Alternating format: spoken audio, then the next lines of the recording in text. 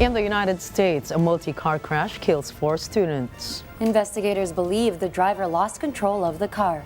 More details on this later in the news. Good evening, I am Gian Alianes. I am Nina Richie Alagao-Flores. This is Mata ng Agila International. Now for the headlines. Philippines seeks a breakthrough of its naval air troops in protecting its territories. President Ferdinand Marcos Jr. departs Manila to attend the ASEAN GCC Summit. President Volodymyr Zelensky confirms the deployment of long-range missiles against Russian forces. UK Prime Minister Rishi Sunak arrives in Israel with hopes to contain tensions in the Middle East. And the United States vetoes a key resolution garnering the ire of multiple UN counterparts.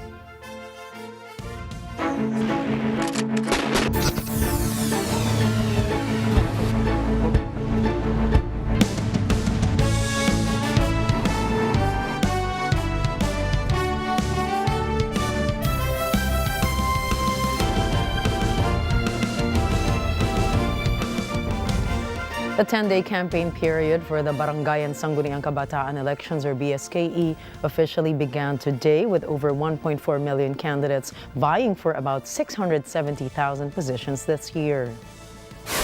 The Commission on Elections has outlined campaign regulations allowing posters, billboards, or tarpaulins not exceeding 2 by 3 feet in common poster areas. However, the distribution of shirts, ballers, and other items of value is strictly prohibited. Candidates are limited to spending 5 pesos per registered voter in their barangay, and any donations received must be declared in their statement of contributions and expenditures. Campaigning will continue until the 28th of October, concluding 2 days before the election day.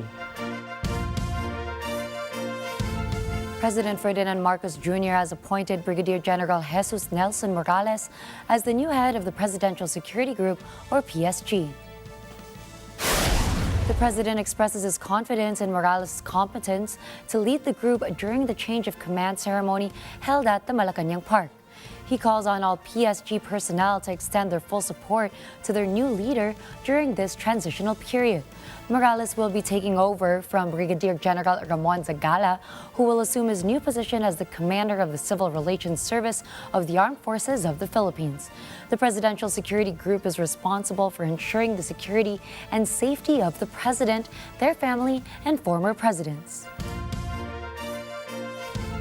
The Department of Agriculture, or DA, reported the country's overall meat imports from January to September have declined.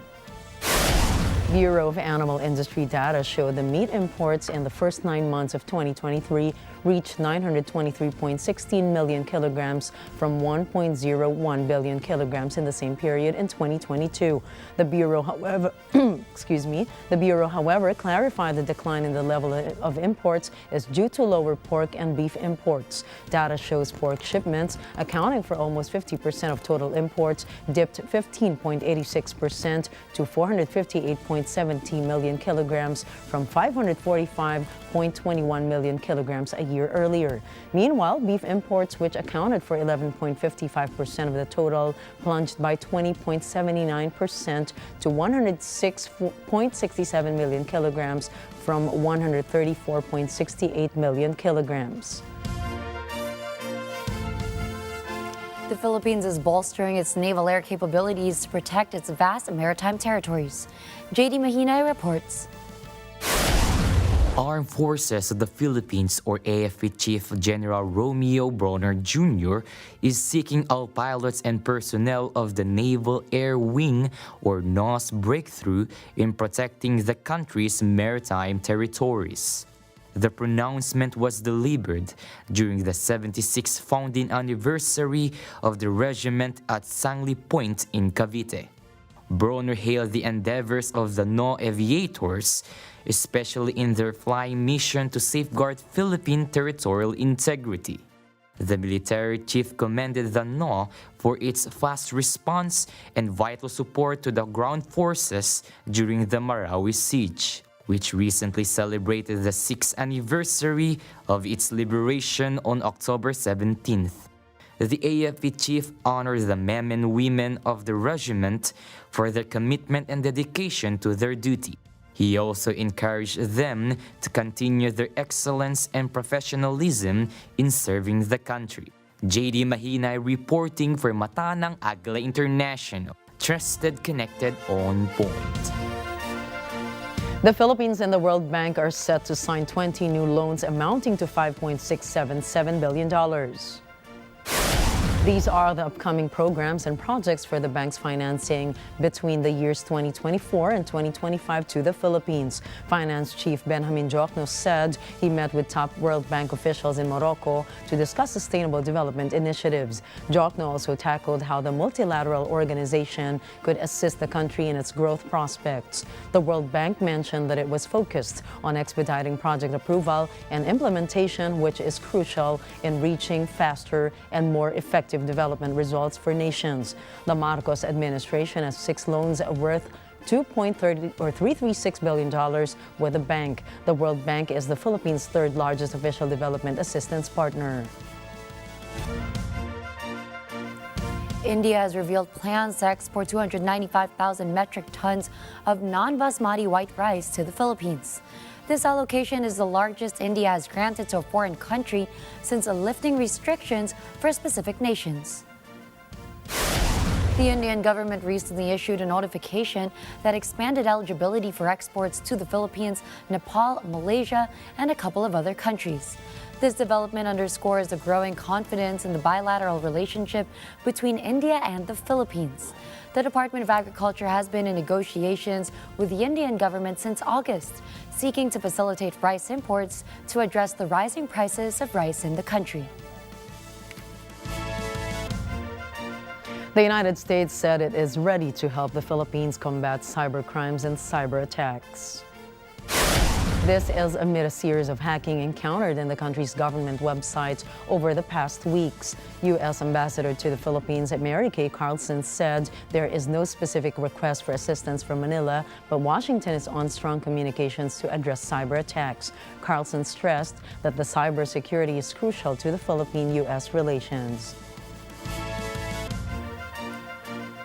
President Ferdinand Marcos Jr. has confirmed his participation in the inaugural Association of Southeast Asian Nations Gulf Cooperation Council, or ASEAN-GCC Summit. The president underscores the significance of the ASEAN-GCC framework, which presents an opportunity to advance the Philippines' priorities while nurturing stronger cooperation between these two regional organizations. He also intends to shine a spotlight on the labor rights of overseas Filipino workers, discussing issues such as the unpaid wages of approximately 10,000 OFWs in Saudi Arabia.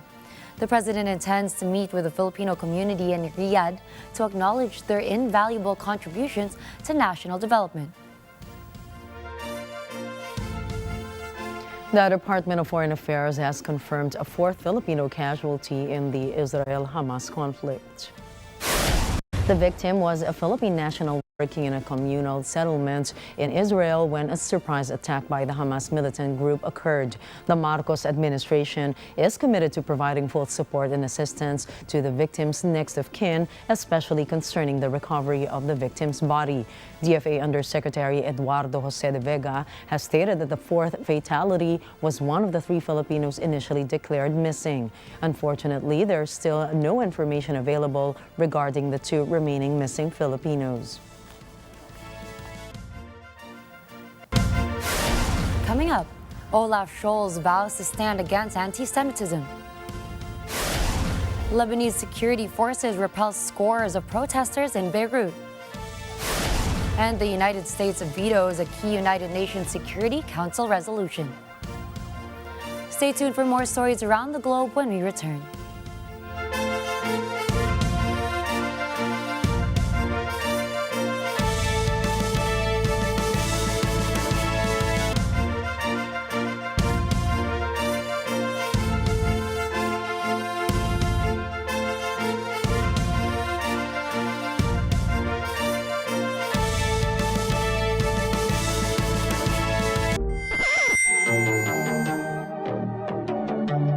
Ang mikropono punong ito'y naglalahad ng saloobin. Oras na para ipasa sa bagong makatanabing. Galing ay ipamalas, pangarap ilabas, itodo ang lakas, rap sa Pilipinas.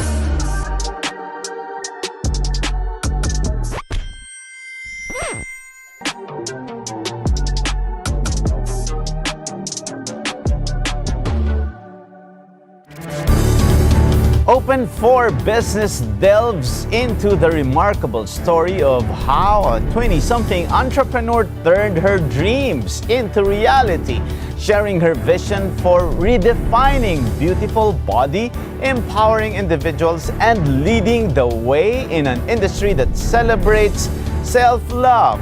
On this episode, let's meet a remarkable woman who found the formula in maximizing beauty and profit through her aesthetic clinics. Let's hear the story of success from Miss Maxine Misa, the CEO and founder of Max Beauty Advanced Aesthetics. Yun ang maganda, na inuuna natin alagaan sarili natin so we can take care of others too. Open for Business with Cesar Vallejos, Sunday, 9 p.m. Alamin ang mga kwento sa likod ng mga viral video sa social media. Pakilalang tauhan ng ISAP na nasangkot sa isa pang viral road rage incident. Uso ngayon ang road rage. You were able to have the driver's license of Mr. Gonzalez revoked after the video went viral. Dahil dapat alam mo ang totoong balita. It wasn't a fair agreement. Walang kalaban-laban yung siklista nung pinirmahan niya yan. Nalaglag na daw doon sa tubig at pinagbabaril pa yung tubig kung saan siya nalaglag. Kasama sina Ali Soto at Pat P. Daza ng ASPN. Ano sa palagay nyo? Lunes hanggang Biyernes, alas 8 hanggang alas 10 ng umaga. Dito lang sa Net 25. Ang iinit ng ulo ng ating mga kapulisan. Pero umuulan na ngayon, so sana humupa na ang inyong mga maiinit na ulo.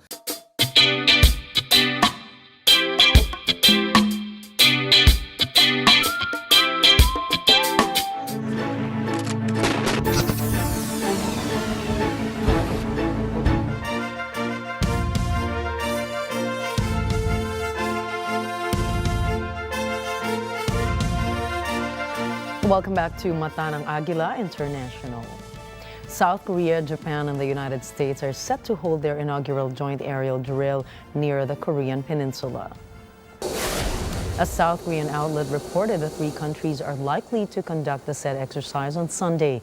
South Korea state media disclosed that the aerial drill will involve the USS B-52 strategic bomber along with fighter jets of the three countries. Meanwhile, the South Korean Defense Ministry declined to confirm or comment on the details of the said trilateral drill. Chinese President Xi Jinping has underscored the significance of the Belt and Road Initiative as a means to bridge the differences between different countries. RT's Nikki Aaron has the details. It has been an incredibly busy day as we try to get guests, as we listen into what the world leaders are saying, but also because Chinese media are so keen to speak to us to find out an outsider perspective on what China is doing with the Belt and Road Initiative. So it's been quite busy in that way. Earlier, I was asked to sum up the Belt and Road Initiative in one word, and I chose cooperation because that's really at the heart of everything to do with the Belt and Road Initiative. And earlier, listening to the keynote speech at the opening ceremony by President Xi Jinping, he said that right now cooperation has never been more pressing as we're amidst unstable and uncertain times with the conflict in Ukraine, the situation we're seeing unfold between Israel and Palestine. And he said right now, countries should be coming together to talk, to work things out, to cooperate, to find an understanding.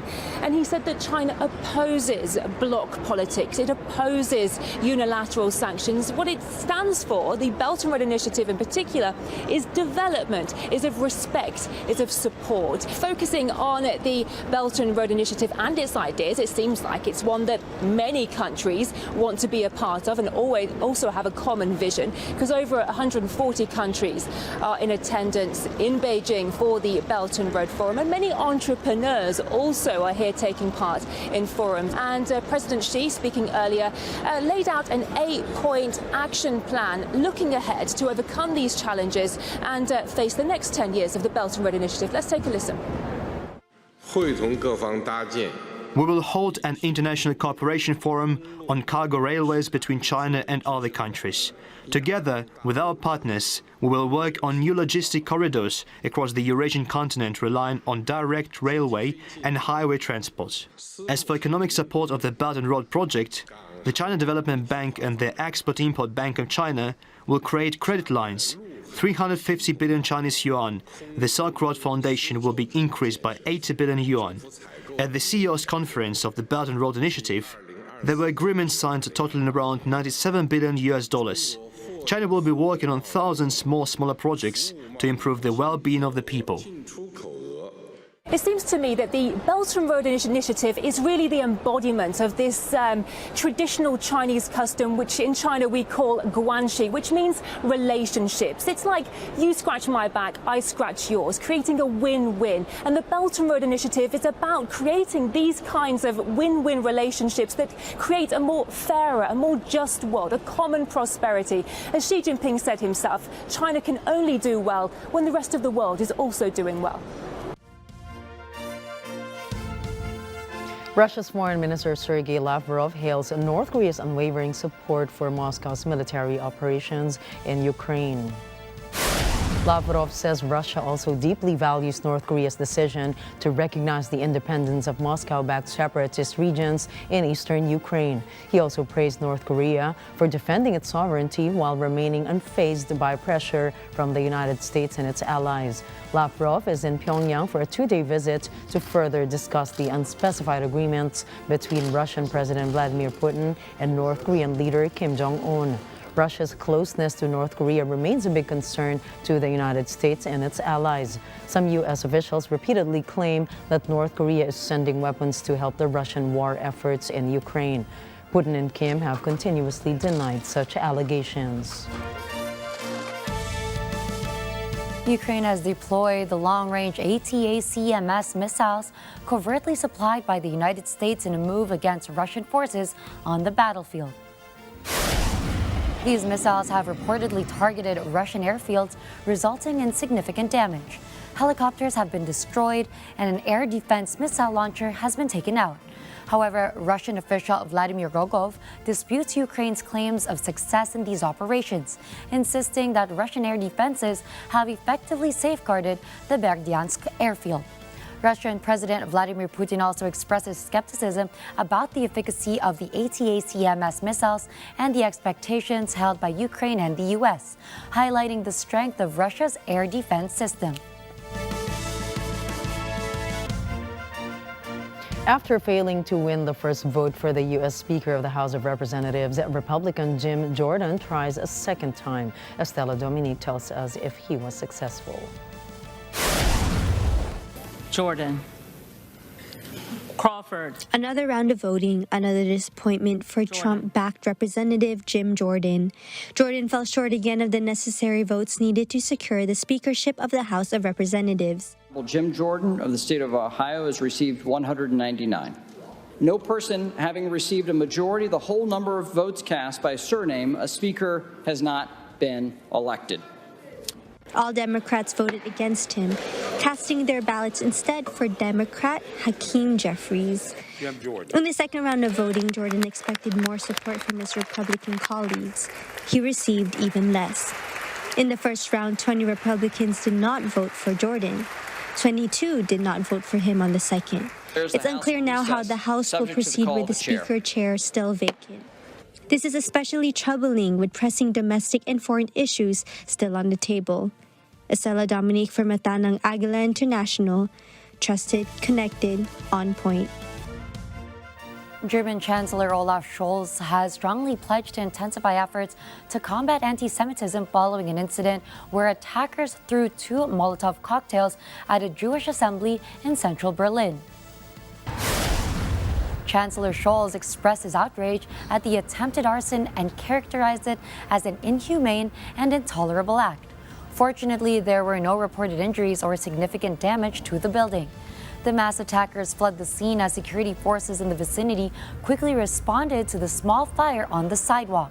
The chancellor also assures that additional protection would be provided for Jewish communities in the meantime. In Argentina, Israel and the United States embassies were targets of bomb threats yesterday. Bruce Balmeo tells us more. The Israeli embassy in the historic center of Argentina's capital was evacuated amid heavy police presence. Police sources confirmed that the embassy had received the bomb threat through email to its diplomatic office. A similar threat was also received by the U.S. Embassy in the upscale Palermo suburb. Employees were seen gathering outside until police allowed them to return. Argentina has the largest Jewish community in Latin America with more than 250,000 people. It is evacuating some 1,500 of its citizens from Israel after the attack by Hamas militants on October 7. Bruce Balmeo from Matanang Agila International, trusted, connected, on point. The U.S. Central Command confirms that American forces shot down 2 drones and damaged a third in Iraq over the past 24 hours. The command says Allied troops suffered minor injuries. Jay Suarez has the details. U.S. military did not say who launched the drones. Pro-Iranian forces, however, have threatened to attack American troops in Iraq because of Washington's support for Israel in its war with Hamas. Authorities say the U.S. military defended against 3 drones near U.S. and coalition forces in Iraq. It says U.S. forces engaged 2 drones in western Iraq, destroying 1 and damaging the second. The coalition forces are reported to have suffered minor injuries. Meanwhile, in northern Iraq, Central Command says U.S. forces engaged and destroyed a 3rd drone. No injuries nor damage was sustained in that incident. The drone shootdowns come a day after a strike on a hospital in Gaza left hundreds dead. Jay Suarez for Matanang Agila International. Trusted, connected, on point. Jordan's King Abdullah warns against trying to push Palestinian refugees into Egypt or Jordan. Part of the question on the issues of refugees coming to Jordan, and I think I can quite strongly speak on behalf not only of Jordan as a nation, but of our friends in Egypt. That is a red line, because I think that is the plan by certain of the usual suspects to try and create de facto issues on the ground. No refugees in Jordan, no refugees in Egypt. This is a situation of humanitarian dimension that has to be dealt inside of Gaza and the West Bank, and not to try and push the Palestinian challenge and their future onto other people's shoulders. King Abdullah also warned Hezbollah and Iran not to intervene in the Israel-Hamas conflict. He believes the whole Middle East region is on the brink of falling into the abyss, saying that the threat of the war expanding is real. He says Jordan is doing everything to ensure that the conflict does not escalate further. He underscores that all efforts are needed to prevent the new cycle and destruction that is pushing the Middle Eastern region. Meanwhile, Egyptian President Abdel Fattah el-Sisi echoes King Abdullah's warnings. El-Sisi believes that the current war is not just aimed at fighting Hamas. He says the Israel-Hamas war is also an attempt to push the civilians to migrate to Egypt. Egypt warns this refugee asylum could wreck peace in the Middle East region. United Kingdom Prime Minister Rishi Sunak arrives in Tel Aviv for a 2-day visit in hopes of avoiding any spread of the violence in the Middle East. Saying that he stands and grieves with Israel, the centrist prime minister is set to hold talks with his counterpart Benjamin Netanyahu and President Isaac Herzog. He says he will urge the Middle East leaders to avoid further dangerous escalation, as he also comes bearing gifts of humanitarian aid, sending an extra £10 million to the Palestinian people. I'm proud that we are a long-standing and significant provider of humanitarian aid to the Palestinian people. And I can announce today that we are increasing our aid by a third with an additional £10 million of support. An acute humanitarian crisis is unfolding to which we must respond. We must support the Palestinian people because they are victims of Hamas too. His visit comes after U.S. President Joe Biden flew into Israel, backing Israel by saying that they were on each other's team and that the other team was behind the explosion at the Al Ali hospital. Britain's Prime Minister says there should not be a rush to judgment over who is responsible for the strike, taking a more neutral stance towards the incident, but clearly outlining his support for Israel. We should not rush to judgment before we have all the facts on this awful situation. Every member will know that the words we say here have an impact beyond this House. This morning, I met with the National Security Advisor, but also the chair of the Joint Intelligence Committee. I could tell the honourable gentleman our intelligence services have been rapidly analysing the evidence to independently establish the facts. The United Kingdom is known for enacting the Balfour Declaration, which resulted in a significant upheaval in the lives of Palestinians as the British publicly pledged to establish a national home for the Jewish people around the Jerusalem-Tel Aviv area, regarded as one of the most controversial and contested documents in the modern history of the Arab world. Thousands rally across the Arab and Muslim world on Wednesday, angry at the killing of hundreds during a strike on a Gaza hospital. Danica Lee has the details. The response to the killing of hundreds at a hospital in the Gaza Strip was almost immediate. Widespread condemnation of the attack spilled onto the streets across the Middle East. Outside the U.S. Embassy in Beirut, protesters run for cover as tear gas fills the air and water cannons are used to disperse demonstrators. This as pro-Gaza protesters clash with Lebanese security forces. Crowds gather throughout the region after Hezbollah and Palestinian factions call for mass mobilization. The protesters blame the destruction of the hospital on Israel. They also claim that America is complicit in Israel's actions. Israel insists it is not responsible for the attack on the Gaza hospital.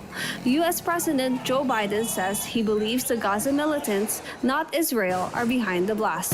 Danica Lee from Matanang Agila International, trusted, connected, on point. Clashes erupted along the Lebanon-Israel border that left 5 Hezbollah fighters dead, marking the largest number of casualties for the militant group in a single day as tensions with Israel escalate. Israeli forces and armed groups in Lebanon have engaged in a series of low-level skirmishes since the outbreak of the latest war in Gaza between the Israeli military and the Hamas militant group. Israeli military chief of staff Herzi Halevi threatened that Israel would retaliate aggressively should Hezbollah escalate. The escalation comes amid fears that the war could spread into Lebanon, where Hezbollah has expressed strong support to the militant Palestinian group Hamas. Israel considers the heavily armed group in Lebanon an even bigger threat than Hamas. Israel has threatened that if Hezbollah opens a new front, all of Lebanon will suffer the consequences. Israel and Hezbollah fought a month-long war in 2006 that ended in a draw. Since then, apart from limited clashes and escalated rhetoric, Hezbollah's military caliber has significantly increased and become a key military actor in Syria, Iraq, and other areas within the region. The international community has scrambled to keep the war from extending into Lebanon and possibly the rest of the region. Saudi Arabia calls for all citizens to leave Lebanon immediately. This as tensions mount along Lebanon's southern border with Israel. Irvin Arquiza has more. Saudi Arabia's embassy in Beirut says it is closely following the developments in southern Lebanon. At least 18 people have already been killed in exchanges of fire between Hezbollah and Palestinian militants on one side and Israel on the other. The dead are mostly fighters, but have also included a Reuters journalist and 2 civilians. At least 3 people have been killed on the Israeli side. After the October 7 attack by Hamas on Israel, Lebanon-based Hezbollah has since been involved in a series of counterattack incidents with Israel. Hezbollah, like Hamas, is backed by Iran. After a rocket strike on a Gaza hospital killed hundreds on Tuesday, Hezbollah has called for a day of rage. Hundreds of Hezbollah supporters gathered in Beirut's southern suburbs on Wednesday. They are protesting the strike, which they blame on Israel. The Saudi embassy statement asks its citizens remaining in Lebanon to exercise caution and stay away from places where gatherings or demonstrations are taking place. Irvin Arquiza for Mata ng Agila International. Trusted, connected, on point. Israel says Wednesday it would allow humanitarian aid to enter the Gaza Strip from neighboring Egypt. This while maintaining its siege on the Palestinian territory since the Hamas attacks. Macy Membreri tells us more. Prime Minister Benjamin Netanyahu's office announces a cabinet decision to not let Israel prevent the supply of humanitarian aid via Egypt. This in light of President Biden's demand. The statement notes aid to civilians in South Gaza would be allowed, but with exception, as long as these supplies do not reach Hamas. At present, Hamas rules the territory. No timetable has been given for deliveries. The announcement, however, was welcomed by the World Health Organization. Chief Tedros Adhanom Ghebreyesus writes on X that many lives depend on this happening.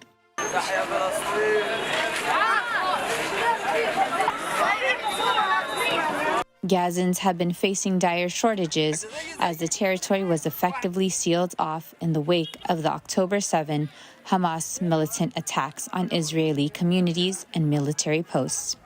Gaza is home to 2.4 million people. Macy Membreri for Mata ng Agila International, trusted, connected, on point. The United States has vetoed a United Nations Security Council resolution that would have condemned Hamas's attack on Israel while calling for a pause in the fighting to allow humanitarian assistance into Gaza. Sadly, very sadly, the Council was yet again unable to adopt a resolution on the Israeli-Palestinian conflict. Again, silence and inaction prevailed.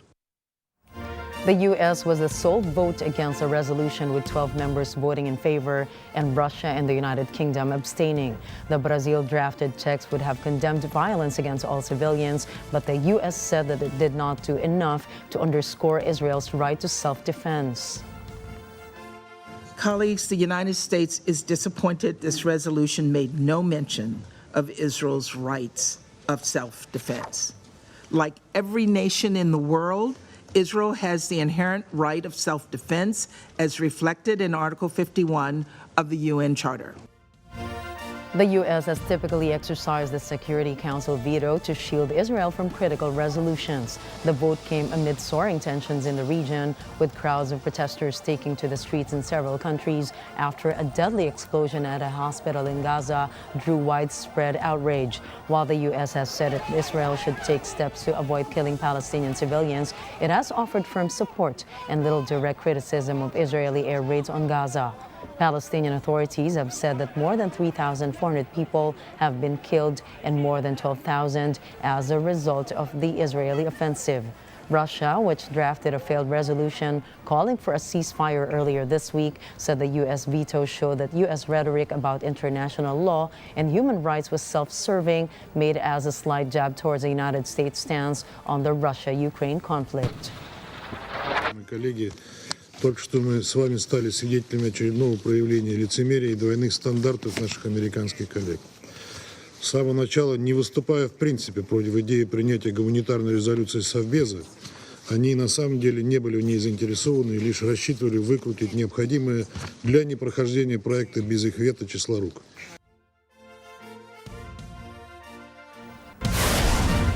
Up next, France is looking to clamp down on people making fake bomb threats. A mother gets justice from her child's killer 18 years after. And more than 400 puppies and cats have been rescued after an animal trafficking ring bust. Please don't go away. We've got more stories when Mata ng Agila International returns.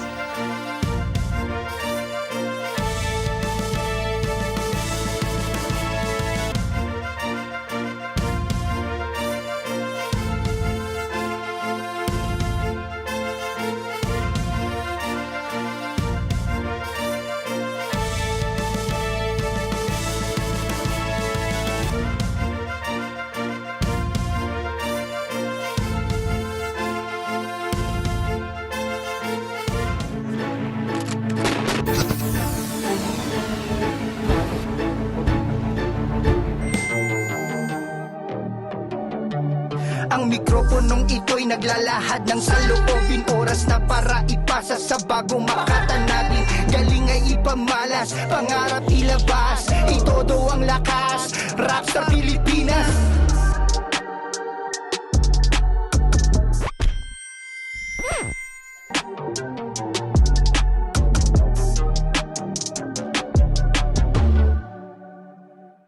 Hello mga ka-Net 25, bon dia! Abangan nyo naman ako dito sa Lutong Dasan. Abangan nyo ang niluto namin ng bagnet with KBL. Meron din tayo sweet and sour fish na sure ako magugustuhan yan. And ito pa, sambal kangkong at grilled chicken pineapple inasal sa Lutong Dasan. Sabado po, 11 a.m. dito lang sa Net 25.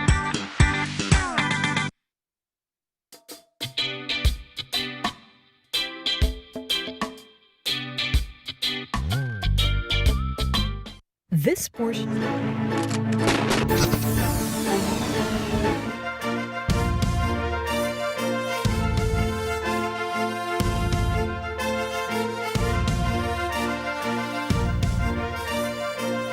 In Malibu, California, a 22-year-old driver was arrested after a crash killed 4 college students and injured 2 other people.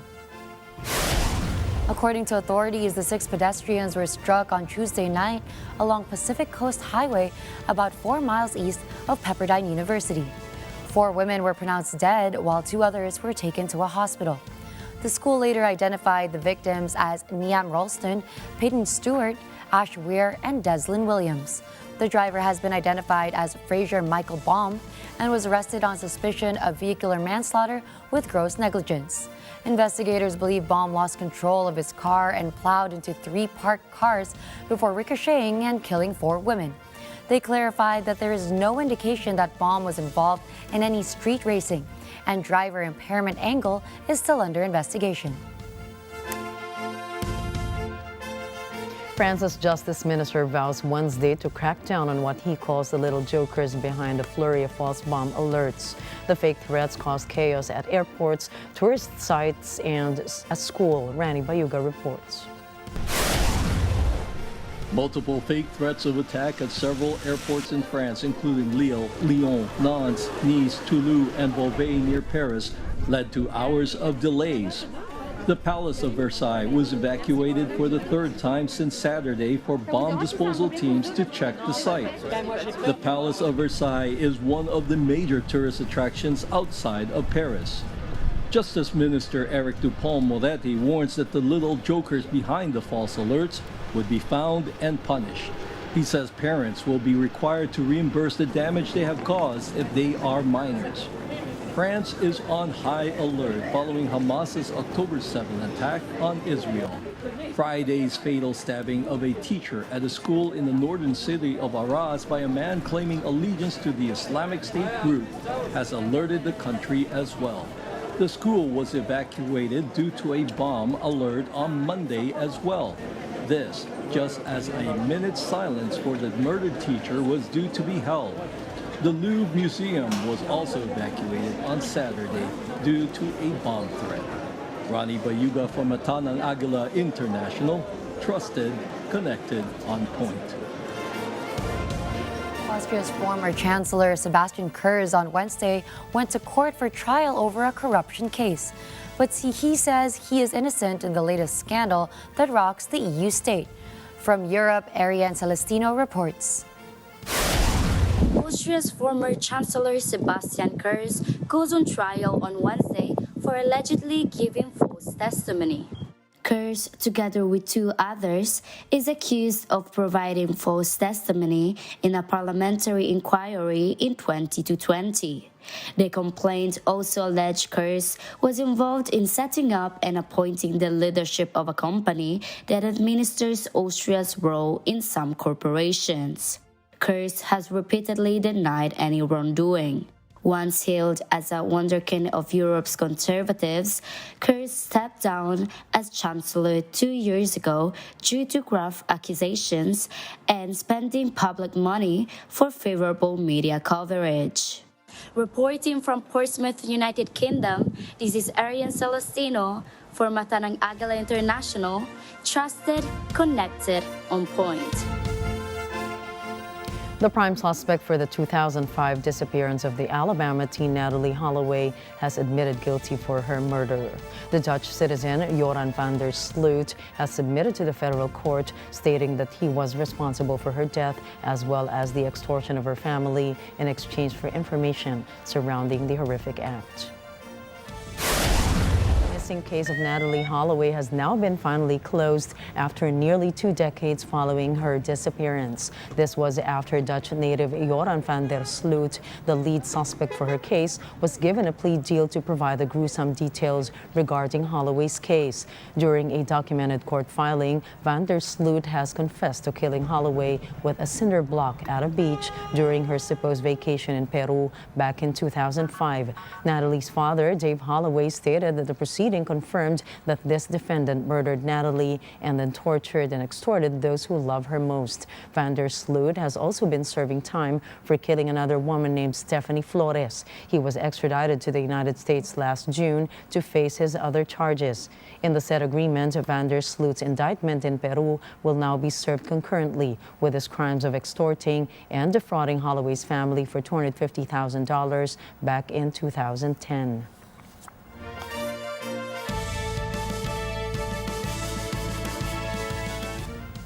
Spanish police said they rescued over 400 animals, mostly cats and dogs, from an international pet trafficking ring. The operation became the end of the gang, which is suspected of illegally importing animals from Eastern Europe. Authorities suspect the gang has forged documents to misrepresent sick animals as healthy in a modus of selling them. Consumers attracted by low prices often purchase companion animals online without being aware of the risk. The police began its investigation at the end of 2020 after receiving several complaints about the unsanitary conditions at a pet shop in Barcelona.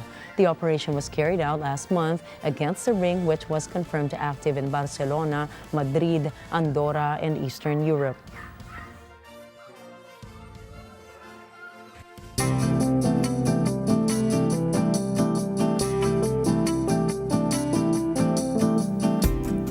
UN inspectors took samples from a fish market near the Fukushima nuclear power plant on Thursday, following the release of wastewater from the wrecked facility in August.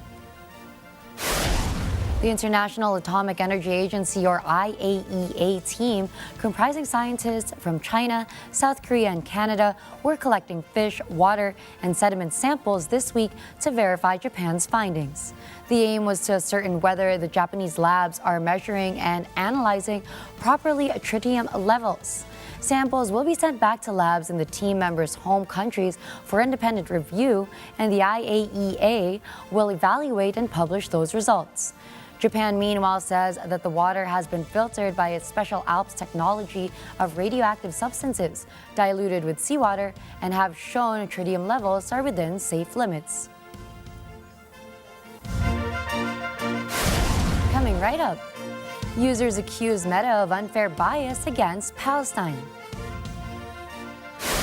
The Las Vegas Aces make WNBA history. And Lauryn Hill celebrates 25 years of Miss Education. Catch the latest in business, sports, tech, and entertainment. Mata ng Agila International will be back.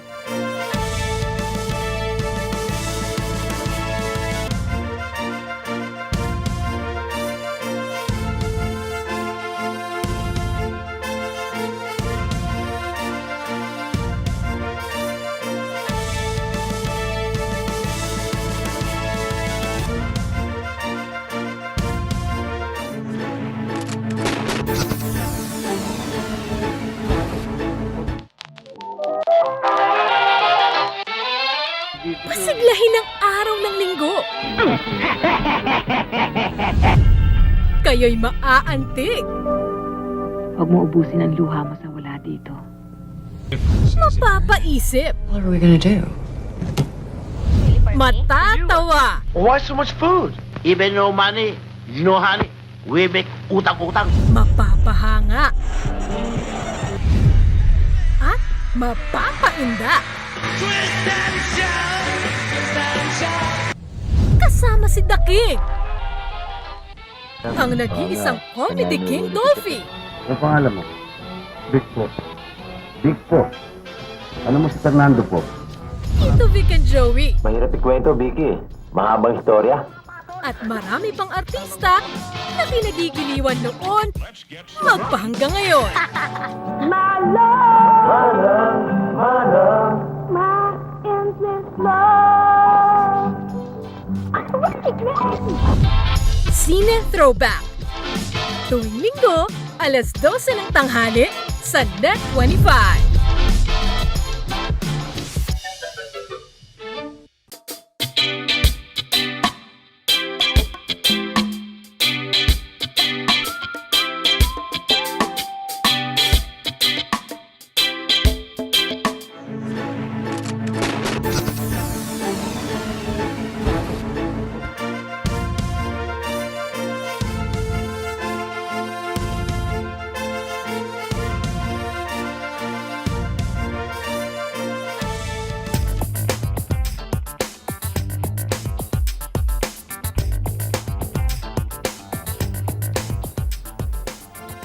Singapore Central Bank plans to inspect the local unit of Credit Suisse and other banks to determine if they properly handle the monitoring of wealthy clients.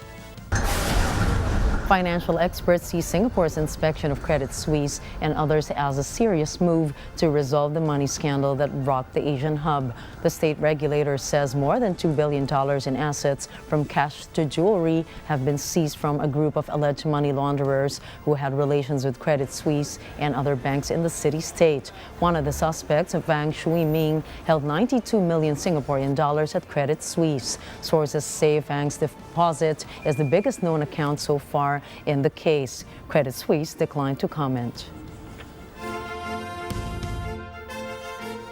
China's economy hiked to 4.9% in the third quarter of this year and beat fiscal projects. But the government said the reading was still below target since China's economy still struggles to contain an unprecedented property crisis.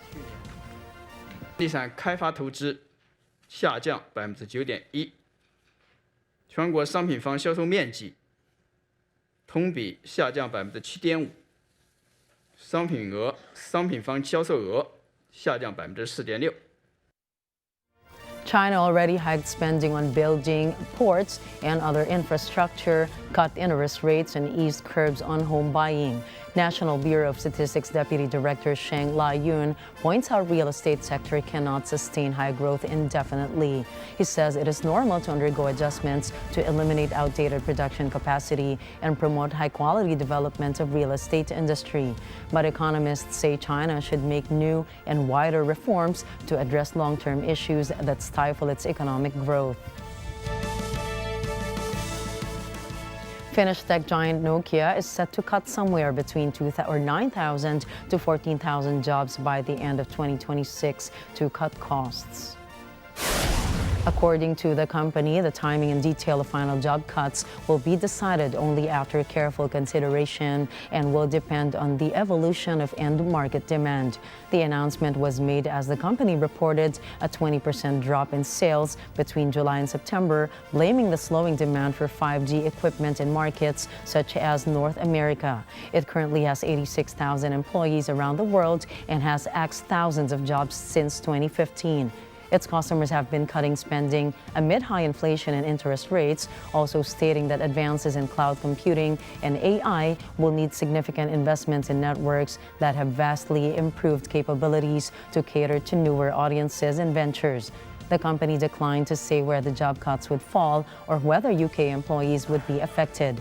It said the cuts had been a difficult business decision, but were a necessary step to adjust to market uncertainty and protect our long-term profitability and competitiveness.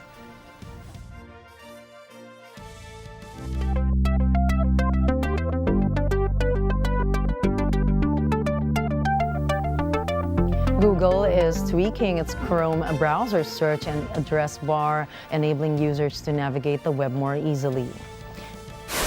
Known as the Omnibox, Google has added features such as autocorrection of Uniform Resource Locator or URL typographic errors. This includes an autocomplete suggestion based on the right site rather than the misspelled domains. Google has also made changes to Omnibox's visual layout, making it easier to read and faster to load.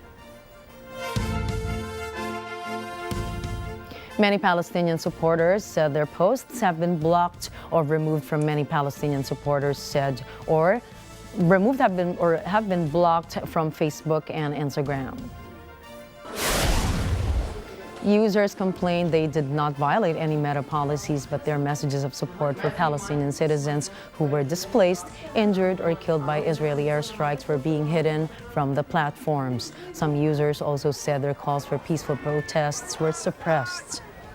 But Meta, which owns the two social networks, explained they roll out new temporary policies to keep people safe while giving everyone a voice. The tech giant also announced their plan to control potentially unwelcome or unwanted comments on Facebook posts about the Israel-Hamas war. Meta said it will change the default settings for people who can comment on news and public Facebook posts created by users in the region to only their friends and followers. But social media users can opt out and change the setting at any time.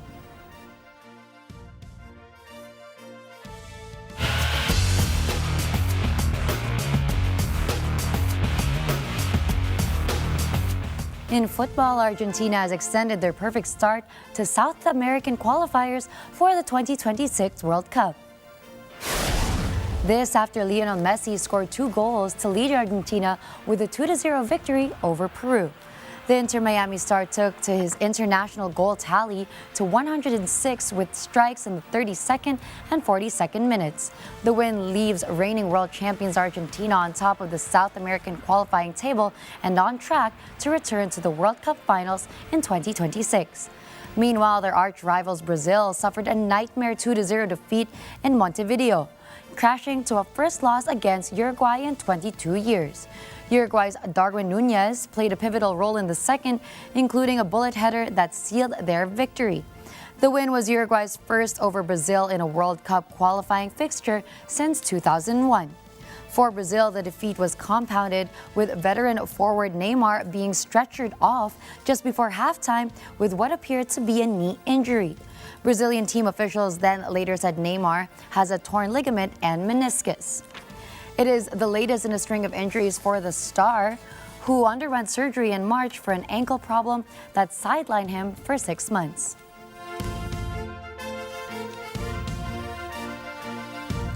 Filipina racer Bianca Bustamante makes history yet again as the first female driver to join McLaren's F1 development program.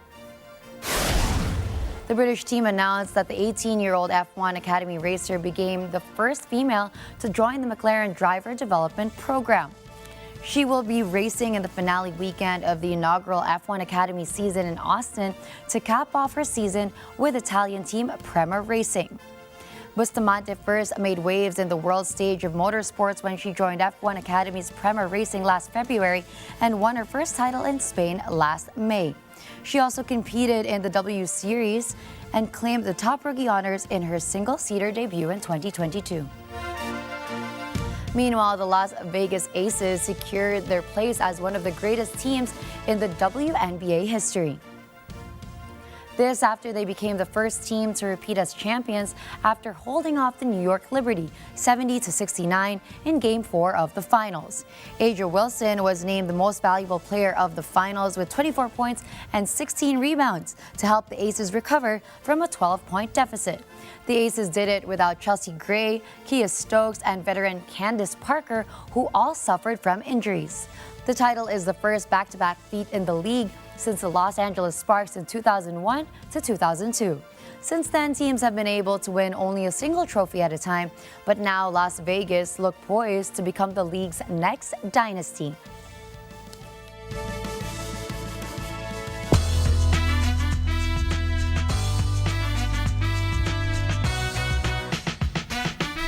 Hip-hop graced us with one of the most groundbreaking and versatile acts ever to grace the stage in the form of the legendary soul-carrion Lauryn Hill.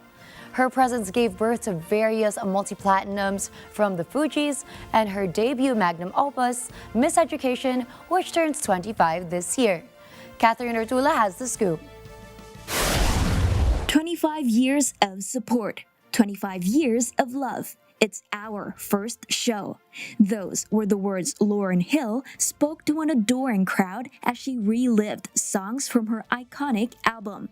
Standing regally with flowy black pants, jeweled sunglasses, and a white shirt, Hill triumphantly proclaimed her return to beloved New Jersey. As a packed house stood on their feet, the eclectic singer, flanked by a sizable band that included a string section, began with a powerful rendition of Everything is Everything. Accompanying Hill were marching band students from her alma mater, Columbia High School. The sheer brilliance of Miss Education is often hard to encapsulate. Considered as one of the greatest American albums of the 20th century, it earned 5 Grammys, including Album of the Year, becoming the first hip-hop album to win that honor. The Miss Education performance showed signs of age at some point, but her fans gave her a passing grade, even if they were biased, grading on a curve. And there's nothing wrong with that. It's what home field advantage is for. No one can deny the emotion and connection Lauryn Hill has with the people and the culture, shaping hip-hop and R&B music then, now, and forever. Catherine Ortula for Mata ng Agila International. Trusted, connected, on point. Burt Young, who played Paulie Panino in 6 of the Rocky films starring Sylvester Stallone, has passed away at the age of 83. The veteran actor's daughter, Anne Morea, said that the actor died on October 8. Morea has not disclosed the cause of the actor's death. The original Rocky film won 3 Oscars when it was released in 1976. This includes Best Film, while it made $225 million at the box office as the second highest grossing film in 1977 after Star Wars.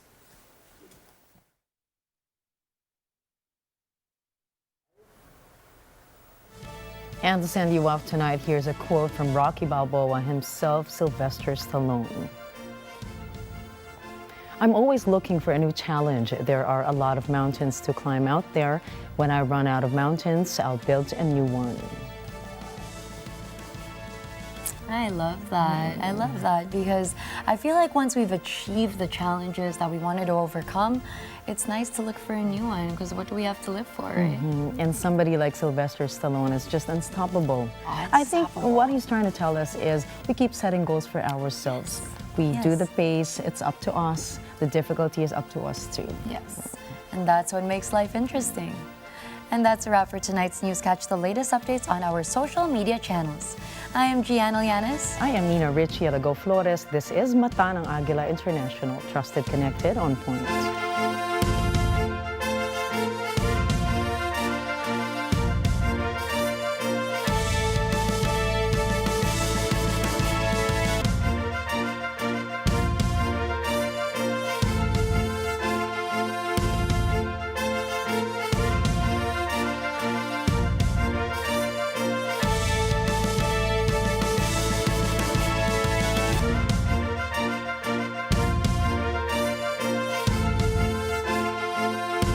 Thank you for choosing Mata ng Agila International, your trusted news source, connecting you to the world and on point with stories from around the globe. Follow, like, and subscribe to @Net25 TV.